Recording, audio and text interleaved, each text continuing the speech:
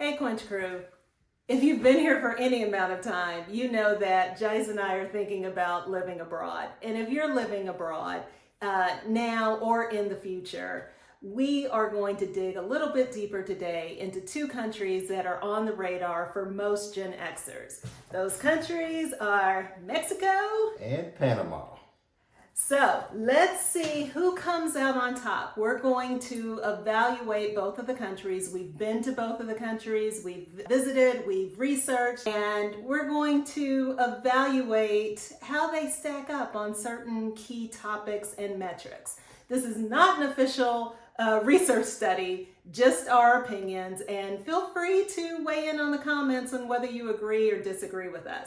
Absolutely. Hi, I'm Lynn. Hi, I'm Jace. And welcome to our channel, Gen X Quench.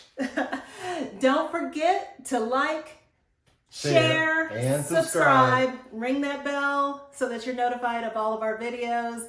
And speaking of videos, let's jump into it. Today, Mexico versus Panama. The first topic that we're going to discuss is the cost of living and daily life.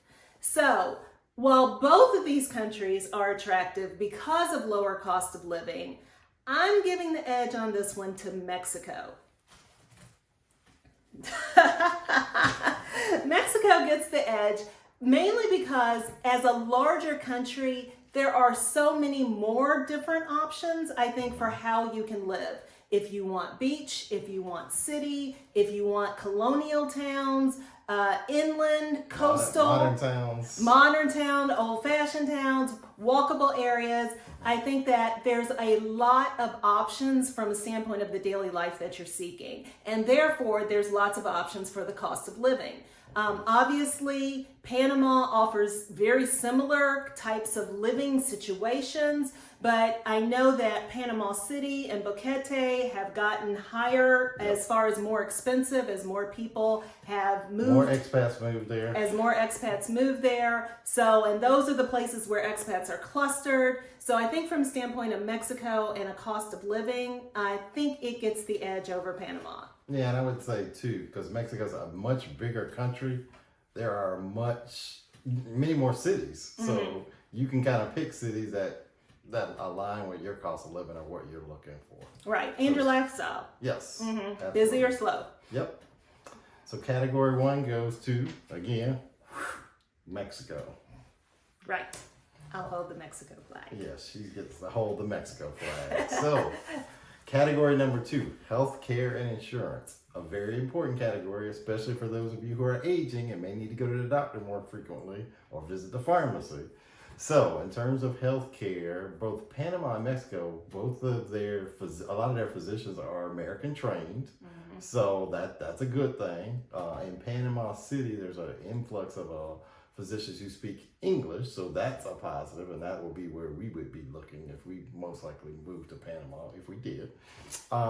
In terms of medical insurance, Panama has very aligned with U.S. Medicaid, so that's an advantage, as well as if you are a VA, a veteran in the U.S. Armed Forces, they take that insurance as well if you got injured while you were serving in the military. And thank you for your service if you did.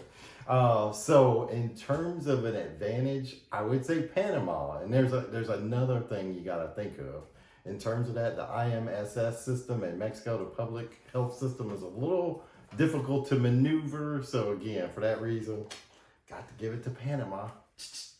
Okay, one for Mexico, one for Panama. Tie. Now let's look at residency and the legal path to the residency. I got one more. Let me go back. I'm sorry. I'm jumping in. Another advantage, pensionado visas. You get big discounts on insurance, doctor's visits, things like that, and pharmacy. So I want to throw that in there. Yeah, and we'll probably, pensionado visa will come up a little bit later as well. Yes. But going back to residency and legal paths. So the path to residency to both is pretty straightforward. Mm-hmm. For Mexico, that path begins at your local country. For us in America, a U.S. consulate for Mexico, and you have to get the approval there for temporary residency or permanent residency before going to the country to finish the process. There are financial solvency requirements that are going up year after year. For Panama, I think the only thing you really have to do with the U.S. is get the background check.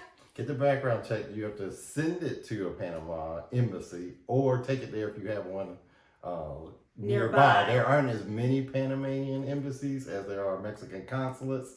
So a lot of people have to end up just mailing it to the nearest one. Right, which actually mailing it in, it's a time thing, but at least it saves you the trip and it saves you an extra appointment. And then you finish off in Panama. For both of these countries, we would recommend using legal help or a facilitator in Mexico, an attorney's office in Panama, whether you're going with pensionado visa or permanent or temporary residency. For this one, we're giving the edge to Panama. Really, because of that pensionado visa, there is actually no minimum age requirement. So if you really are looking at early retirement and you may be in your 40s and 50s, it really is just showing that you have lifetime income of $1,000 per person? $1,000 net, yes. Okay, and that's as of the time of this recording. For one person. For one person. If it's a couple, $1,250 net. Right. So it's a relatively, you have to show, a lifetime, whether it's an annuity or Social Security, disability, some type of lifetime. But we're giving that edge to Panama, and also that pensionado visa has some significant savings on travel, healthcare, and other benefits that once you have it for life. And I would say the thing with the pensionado too is there's no age limit on that. So if you're like 40 and you retire from the military, a lot of military policemen retire with a pension. They're like 40 years old because maybe they got injured in the line of duty. Or just had their time now. Yeah, or just time. Some school teachers retire early, like in maybe their early 50s because they've been there long enough. You can get the pensionado, it's no issue. With Mexico, they do have an INAPAM card, but you have to be 60, 62. So again, the edge goes to Panama. All right, next up. All right, the next category, finance, taxes, banking. Whew, okay, that's a lot of stuff. So let's start with finance. And when I say finance, I'm talking about currency. So in Panama, they use the American dollar just like the United States. So that's very simplistic. Whereas in Mexico, you have the Mexican peso.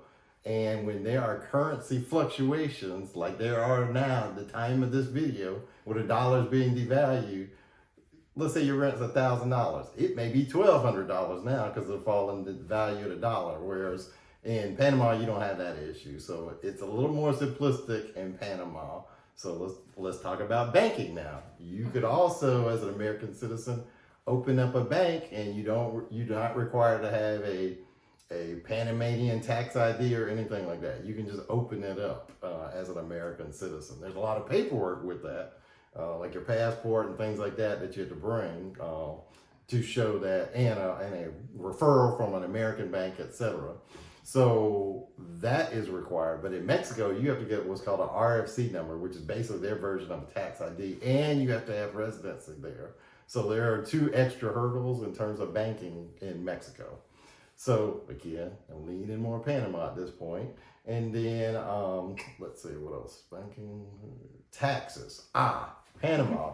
Again, I'm going back to Panama. Panama has territorial banking, which means where you earn your income. So if you're not a United States citizen and you got your retirement stuff in the U.S., that's where you earned it, they don't tax that. They don't tax your Social Security, etc. If you have an online business where you're earning American dollars, your business is set up in the U.S., you're not getting taxed on that because your home base is the U.S., even though you may be living in Panama. So from that perspective, your money's your money. Their version of Uncle Sam's not dipping into your pocket. However, with Mexico, they don't have that law. So if you were actually doing some kind of business in Mexico, you would be taxed. They can even tax. They won't tax your Social Security. They do have a law that says they won't tax U.S. citizens' Social Security. But if you had anything else like pensions, stuff like that, that would be taxed if you're living in Mexico, full time. So advantage goes to ding, ding, ding, Panama. Okay, I think that's 3 for Panama, 1 for Mexico. 5th item is location and lifestyle fit. So from the standpoint of locations, and ease to get there and just convenience of how to live and be connected. Panama, the big city in Panama is Panama City. And I think to my knowledge, the only direct flights coming from America to Panama are going through Panama City. Am I correct? Say that again. The only flights coming from America to Panama are to Panama City. Meaning Yes, that if I'm you have aware. to fly Yes. to Boquete, if you Yes. want to go to any other parts of the country, you have to get into Panama first That from I'm aware. America.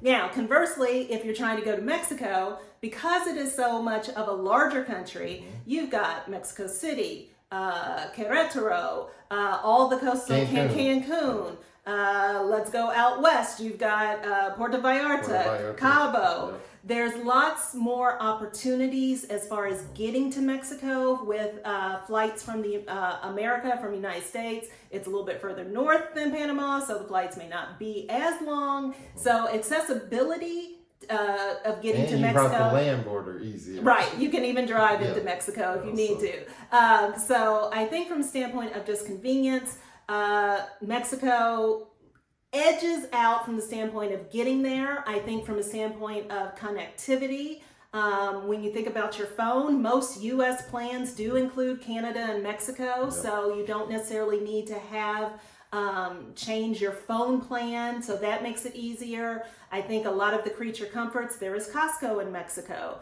There Amazon deliveries are, I think Amazon gets you to Panama, but it's probably a little more straightforward in getting stuff delivered to Mexico. So just from the standpoint of a soft landing and easy to go to, there's probably, especially in the touristy areas, also from a language standpoint, more people probably speaking English in those some touristy areas. in those touristy areas and heavy expat areas, probably in both countries, but still on this one, we're giving the edge to Mexico. Mexico got a W on that one. So. Yes. All right. All right, tightening the race up. All right, the next category here is community and cultural connections.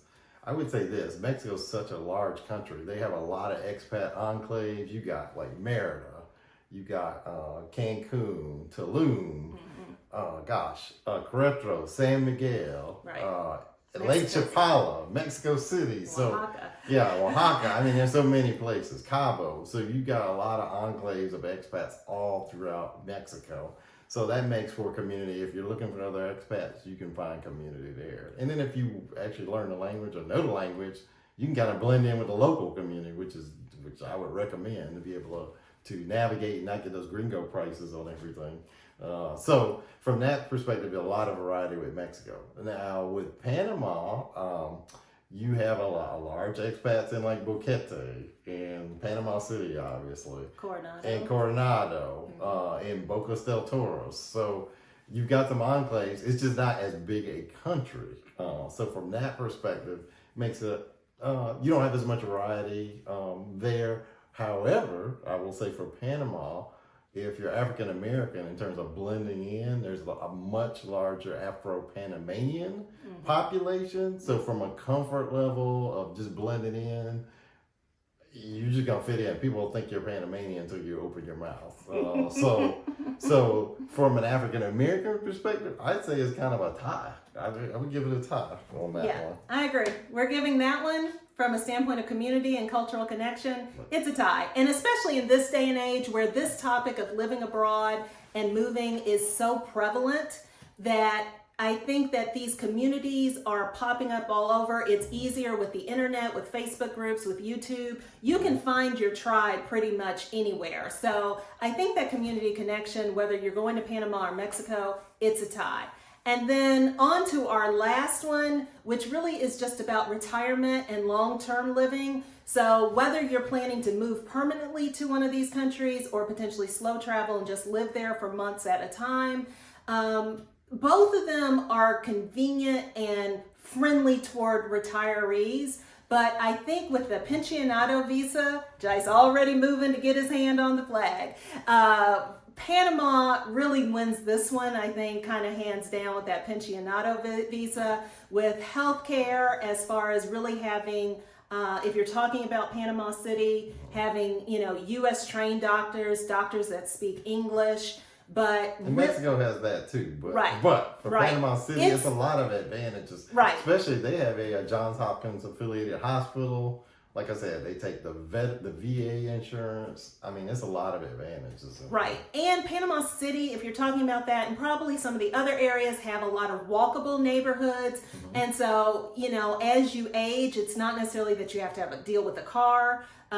You can get ride share, but I think even, you know, going around and moving around as you age is relatively easy, and you can find those neighborhoods and find those communities where that retirement life can be everything that you dreamed of and does not have to be a hardship as you age financially, physically, emotionally, and mentally. So with that, giving that edge to Panama, I think in our informal tally of In these, our opinionated. right, in our opinion, Yeah. not official by any means, the edge on these 7, where we also had a tie, is that Mexico won on 3 of them and Panama won with 5 of them because of the tie. So for us, if we have to go Mexico versus Panama on this fun but serious look at the 2 countries, Panama gets the lead. So what are your thoughts? Let's sound off in the comments below. Do you agree? If you're going Mexico versus Panama, if you've been there, spent any time in either one of the countries, if you've researched them, which one has the edge in your book for a standpoint of living abroad, retiring, slow travel? Which one is exciting to you, and do you agree or disagree with us? And I would say the great thing about it, the countries are relatively close to one another.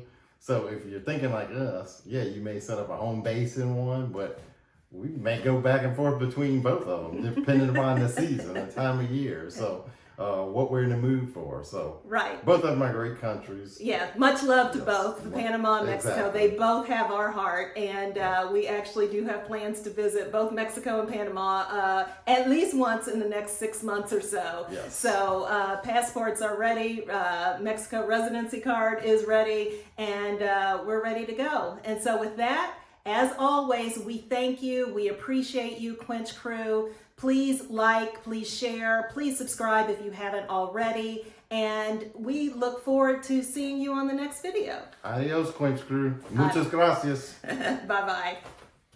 Hasta luego.